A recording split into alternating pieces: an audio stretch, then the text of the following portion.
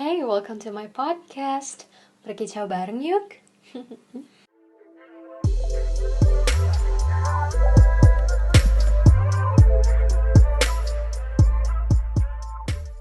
Oke, assalamualaikum warahmatullahi wabarakatuh. Selamat datang teman-teman semua di episode kedua dari season pertama Seni Berpikir Sedikit Lebih Sehat dari Berkicau Podcast. Jadi hari ini kita bakalan ngomongin banyak tentang self-love. Nah, sebelum kita masuk ke dalam topik, ada beberapa pertanyaan wajib yang harus teman-teman jawab di pikiran teman-teman masing-masing.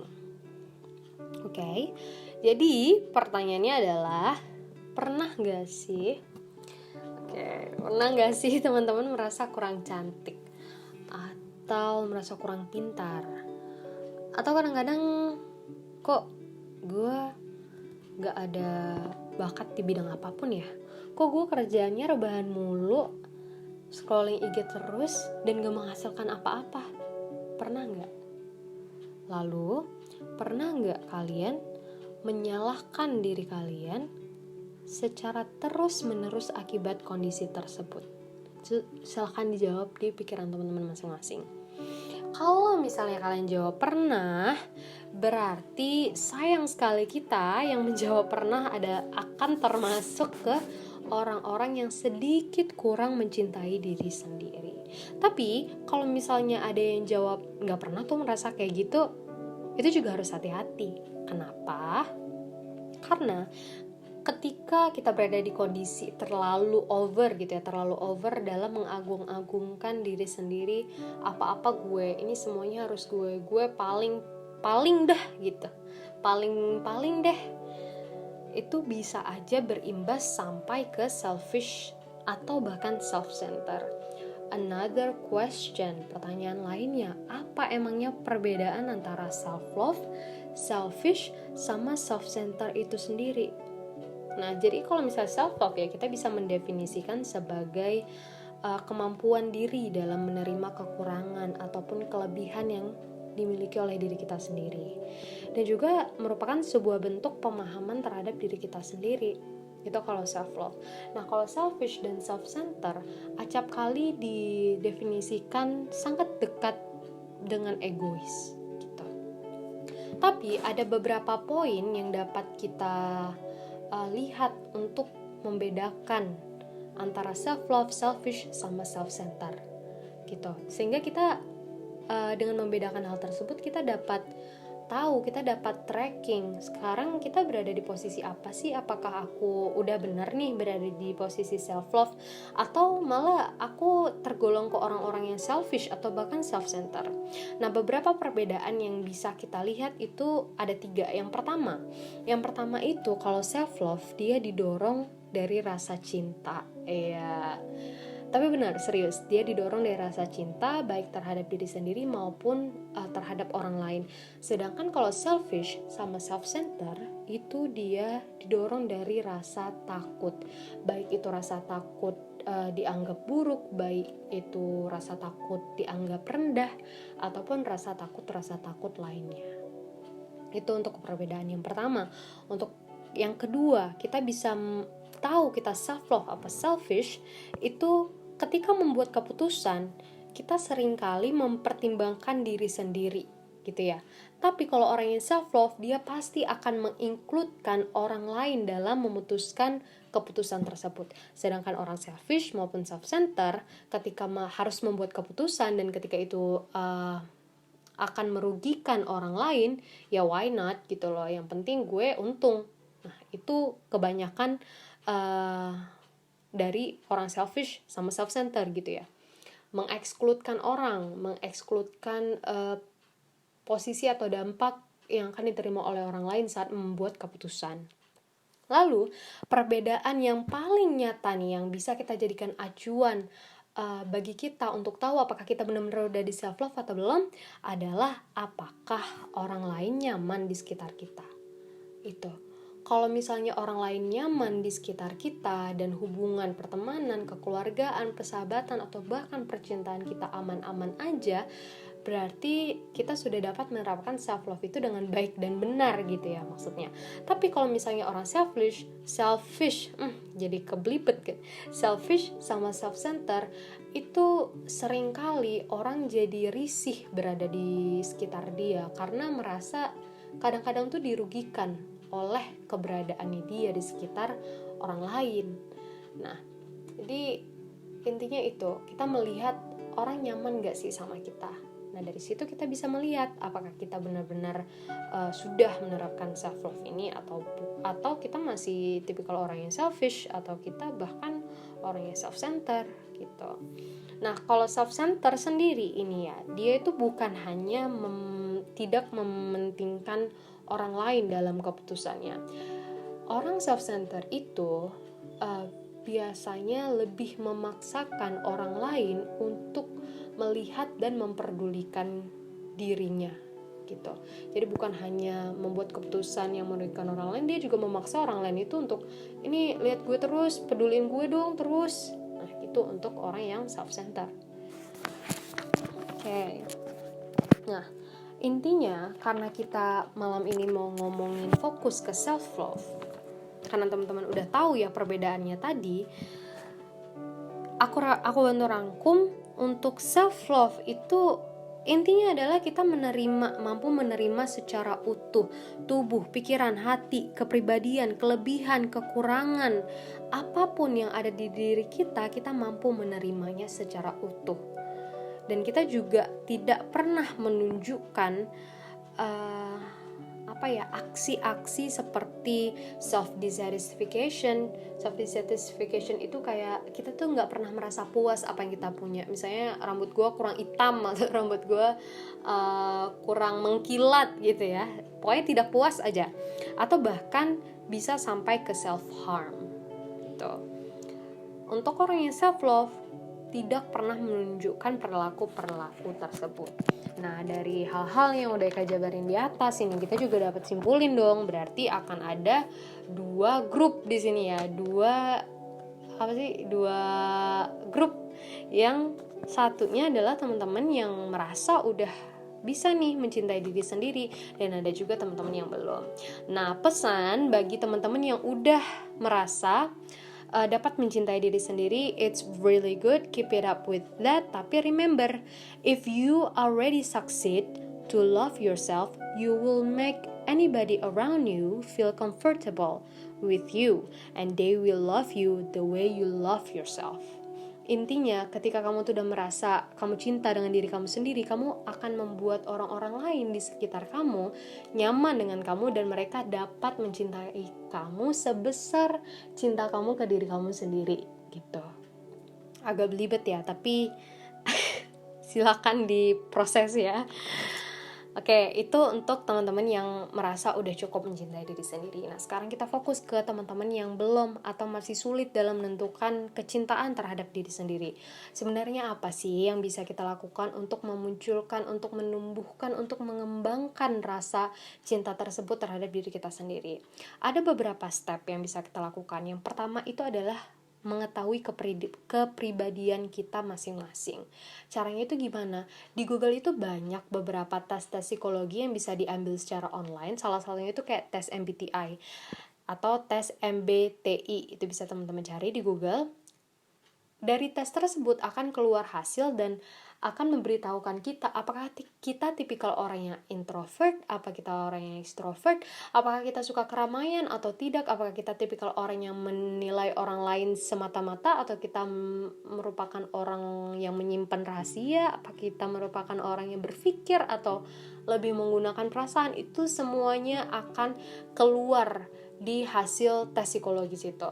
Jadi itu bisa banget dijadiin step pertama bagi teman-teman yang pengen memulai untuk mencintai diri sendiri. Yang pertama itu adalah yaitu mengetahui diri teman-teman. Salah satunya mengetahui kepribadian teman-teman lewat tes psikologi tersebut. Untuk step yang kedua itu adalah ketahui minat dan bakat. Nah, minat dan bakat ini ya acap kali nggak mudah ya kita temukan. Nggak langsung, wah gue pemain bola, bakat gue di situ. Gitu, nggak sepraktis itu ya, nggak seinstan itu. kadang untuk orang-orang yang masih bingung gitu, minat gue di mana, bakat gue di mana, hal yang dapat kita lakukan adalah mencoba semuanya. Ya, literally mencoba semuanya, mencoba hal-hal baru, apapun itu, apapun yang ada di depan mata kita, coba aja. Ketika kita coba semua, kita akan tahu di mana bidang yang kita ahli, di mana bidang yang kita sukai, di mana bidang yang kita tidak mahir sama sekali. Nah, itu baru akan ketahuan minat dan bakat kita dari situ. Itu untuk yang step ketiga. Simple sih sebenarnya. Step yang ketiga adalah menjaga diri. Nah, menjaga diri ini bisa dalam bentuk macam-macam ya. Satu, itu makan makanan sehat. Misal nih ya, Ika dulu di Amerika tuh minum Coke soda, minum soda itu bisa sampai 2-3 kali dalam sehari, saking sukanya ya sama soda. Tapi beberapa minggu kemudian setelah melakukan hal tersebut, Ika merasa kayak ada yang mengganjal gitu, kayak ada yang gak sehat aja di dalam badan aku, kayak agak sesak, pokoknya ada aja perasaan aneh itu gitu loh. Sampai akhirnya Ika memutuskan this is not good for my health, I rather stop it. Nah, dari situ kita dapat menyimpulkan kalau misalnya ya Ika tahu itu berbahaya bagi diri Ika, karena Ika sayang, karena Ika cinta sama diri Ika stop minum soda gitu. Itu contohnya. Terus yang kedua itu bisa dengan berolahraga. Nah, contoh ini kayak ya sekarang ya, kayak kita lagi di rumah aja. Kalau misalnya nggak di rumah aja, di kuliah itu adalah ya orang-orang yang sibuk yang bolak-balik rektorat, sekret, terus mana lagi tuh, perpus gitu ya. Kan butuh jalan ya dari sana ke sini, itu dapat dinyatakan sebagai olahraga. Tapi kalau misalnya di rumah aja kerjaan kita cuma tetap depan laptop, nggak ngapa-ngapain, duduk terus, apa kabar, sendi-sendi gitu. Nah, kalau misalnya teman-teman mikir, ini kayaknya sendi-sendi gue kurang renggang atau gimana, dan teman-teman akhirnya memutuskan untuk olahraga, well, congratulations, itu salah satu bentuk teman-teman mencintai diri teman-teman sendiri. Dan teman-teman bisa banget kalau misalnya belum pernah kepikiran nih untuk olahraga sampai saat ini ya, sampai detik ini, terus habis denger podcast Ika ini, oh iya ya, aku benar juga kerjaannya makan terus nih sama dengerin podcast mulu nih, besok gue harus olahraga. Congratulations, malam ini, detik itu kalian sudah bisa mencintai diri kalian sendiri, one step ahead gitu. Terus nih yang lain ya, hal yang bisa dilakukan untuk menumbuhkan self love. Mungkin cewek-cewek relate ya, pakai skincare. Nah, pakai skincare itu ya untuk melembabkan, menutrisi, apalagi tuh mencerahkan kulit. Kita merasa makanya itu ya untuk diri sendiri ya. Mungkin ada beberapa orang yang memakai mungkin untuk cowoknya gitu, itu lain cerita ya. Tapi ini kalau misalnya tujuannya untuk memakai diri sendiri, membuat diri sendiri nyaman dengan misalnya lihat kaca, kulit gue cerah banget, senang banget gitu. Itu juga termasuk salah satu bentuk self love kalian terhadap diri kalian sendiri. Kalian menjaga, you take care of your body, you take care of your skin gitu. Terus step selanjutnya itu adalah kalian mengelilingi diri kalian dengan lingkungan yang positif, baik itu pertemanan ataupun persahabatan ataupun pacaran, dengan lingkungan yang positif gitu. Karena kita juga nggak mau misalnya nih kita ketular temen kita yang sedih terus, hari ini Senin, hari ini sedih, Kamis sedih, Jumat sedih, Minggu sedih, sampai kita di hari Senin Selasa kita tuh jadi sedih gara-gara dia. Itu kita nggak mau. Apa yang bisa kita lakukan? Yang bisa kita lakukan yang pertama adalah mencoba men-spread positivity yang ada di dalam diri kita untuk dia. Kita menghibur dia gitu ya, sehingga juga mengajak dia untuk yuk bareng masuk ke dalam lingkungan positif, supaya kita tuh yang gak dipenuhi dengan pikiran-pikiran negatif gitu. Nah, itu yang bisa kita lakukan ya. Tapi kalau memangnya juga gak bisa, dan kalian merasa kalian gak bisa menghandle hal tersebut, ya gak ada salahnya kalian mencoba menjauh, tapi perlahan gitu. Kalau misalnya kalian gak bisa menghandle hal tersebut ya, karena kita juga gak bisa memaksakan kehendak toh. Dan itu juga untuk for the sake of your mind and your apa tuh and your heart for the sick. Jadi tujuannya untuk kepala, untuk perasaan, dan untuk hati kita juga kita melakukan hal tersebut. Nah, step selanjutnya itu apa? Yang selanjutnya itu adalah tidak mengcompare, no comparison. Jadi kita kayak ikanannya tuh di awal, pernah nggak kalian merasa kurang cantik? Pernah nggak kalian merasa kurang pintar? Itu kalian tahu kalian kurang pintar dan kurang cantik dari mana kalau bukan dari membandingkan dengan orang lain. Karena logikanya gini, ketika kita merasa kurang dan orang merasa lebih, bisa jadi bulan depan dia merasa kurang dan kalian merasa lebih, dan itu akan terus keep going on seiring berjalannya waktu. Jadi gak ada fungsinya membandingkan diri kita dengan orang lain, karena setiap orang itu punya timelinenya masing-masing, setiap orang punya jalannya masing-masing, dan we really need to focus on our timeline. Kalau enggak kita bisa belok, kita bisa sedih, kita bisa depressed gara-gara hal tersebut gitu. Selain itu kita juga harus grateful dengan apapun yang kita punya, dan kita juga harus forgive ourselves untuk diri kita yang mungkin sering nangis, atau diri kita yang sering marah sama diri sendiri, atau untuk diri kita yang pernah membuat kesalahan dan merasa kayak aku nggak bisa maafin diri aku gara-gara ini. Aku tuh mau ngomong kata-kata aku tuh bodoh banget nih melakukan hal ini. Itu tuh nggak boleh kayak gitu. Like, forgive yourself. Sebelum kamu mencintai diri kamu tuh kamu harus memaafkan dulu. Dan selain itu yang terakhir yang bisa kita lakukan adalah simple, a really simple things to do. Buy yourself a nice clothes, buy yourself a nice bag, buy yourself a good food, watch a good movie, go to a good place, holiday, ke gunung atau ke laut, refresh your mind gitu. Jadi pikiran kita tuh bisa lebih bisa lebih lapang, bisa lebih lowong untuk dipenuhi dengan hal-hal positif yang akan kita jalani di hari tersebut atau di bulan tersebut gitu, untuk hal-hal yang dapat kita lakukan. Mungkin teman-teman bisa coba di rumah ya, beberapa step yang Ika sebutkan tadi.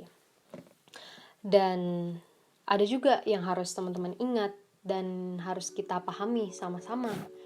Nobody's perfect out there. Itu yang harus kita tahu. Gak ada mereka yang terlahir sempurna tanpa kekurangan, tanpa kelemahan. Itu gak ada. Semua orang itu ada pasti kekurangannya. Dan itu tergantung ke diri orang tersebut. Apakah dia mau sedih dengan kelemahannya, apakah dia mau menerima kelemahannya dan bangkit dari situ. Jadi kira-kira menurut teman-teman susah gak sih memulai benah diri untuk satu langkah lebih dekat mencintai diri sendiri? Kalau menurut Ika sih enggak, karena memang diri kita atau diri kalian layak untuk dicintai oleh kalian sendiri. Kalian loh akan hidup dengan diri kalian sampai tua nanti, sampai 70 tahun ke depan. Masa iya kalian masih belum bisa menerima diri sendiri sampai detik ini? Jahat dong kalian sama diri sendiri. Jadi gak ada salahnya untuk mencoba, kan? Dan dengan mencintai diri sendiri itu juga kita tuh lebih mampu ya mengontrol perasaan, emosi, ekspektasi yang biasanya kita dapat di kehidupan kita sehari-hari. Nah, hal tersebut bisa membuat kita menjadi pribadi yang lebih kuat dan juga lebih ikhlas terhadap apapun yang kita dapatin di hidup kita.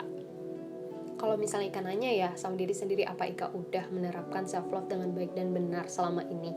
Well, Ika gak bisa bilang sepenuhnya Ika bisa. Bisa aja tuh kadang-kadang belok ke sana kemari. Tapi hal-hal baik yang bisa Ika petik dari menerapkan self-love ini, yang paling utama adalah satu, tenang pikiran, tenang hati, tenang diri, jauh dari depresi. Kenapa? Karena I realize gak ada gunanya membanding-bandingkan diri dengan orang lain dan membuat depresi kepala sendiri. Karena kita ya hanya fokus dengan kelebihan kita, memperbaiki kekurangan kita, dan ya menggunakan kelebihan tersebut untuk fokus dengan suksesnya kita. ngapain gitu mikirin hal-hal lain yang hanya memberikan negativitas ke pikiran dan hati kita. Gitu kalau misalnya menurut Ika secara pribadi. Nah kalau menurut kalian itu gimana, ya silahkan dicoba gitu. Oke, akhirnya kita sampai di penghujung pembicaraan hari ini. I really hope setelah kalian mendengarkan podcast ini, kita bisa sama-sama take where we left the love for ourselves and try to do it again, sehingga kita bisa lebih sayang, lebih cinta sama diri kita sendiri. And alright, Ika pamit, dan jangan lupa to be kind and also be grateful and always love yourself. See you in the next episode semuanya. Terima kasih.